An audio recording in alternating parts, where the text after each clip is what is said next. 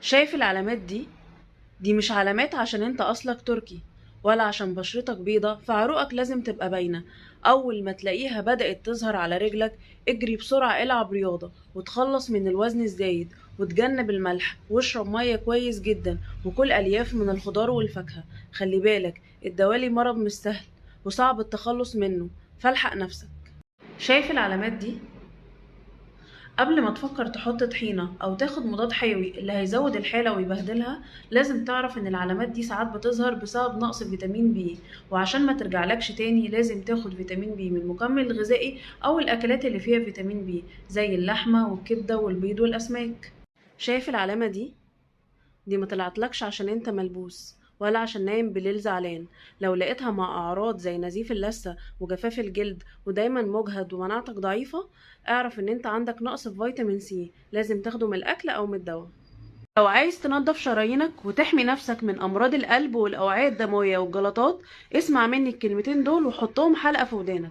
لو انت مدخن ابعد عن التدخين، اعتمد في أكلك على الخضار، بدل المشروبات المسكرة بالمشروبات مضادة للأكسدة زي الشاي الأخضر والجنزبيل. لازم تمارس الرياضة، إن شاء الله المشي من نص ساعة لساعة كل يوم. كمان لازم تدخل في أكلك الدهون الصحية زي السمك وزي زيت الزيتون، لأنهم بيطردوا الدهون الضارة من الجسم. عارف لو اديت ابنك كل يوم معلقة سمسم يبقى انت عملت فيه ايه؟ اديته كالسيوم المهم جدا جدا لصحة العظام والأسنان، كمان اديته فوسفور ومغنيسيوم، واديته طاقة لأن السمسم فيه دهون صحية. طب ناكله ازاي؟ اديهوله ازاي؟ حط معلقة على الزبادي أو رشه على الخضار والفاكهة. وقف شرب نسكافيه فورا. النسكافيه فيه ماده اسمها الاكريلاميد، للاسف الماده دي موجوده بضعف كميتها في النسكافيه عن القهوه، والتعرض الكتير للماده دي بيتلف الجهاز العصبي، كمان بيعرض الجسم لامراض خطيره.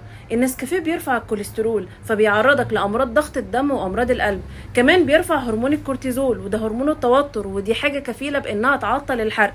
كمان النسكافيه بيزود التبول اثناء الليل فما بيخليكش تنام مرتاح. فبدل النسكافيه بالقهوه العاديه او بلبن، لان القهوه ما اثرتش معاك في حاجه. طب على فكره بقى دواء الغده مغشوش وملوش لازمه خالص، وهحاول ادور على المستورد يمكن يجيب نتيجه.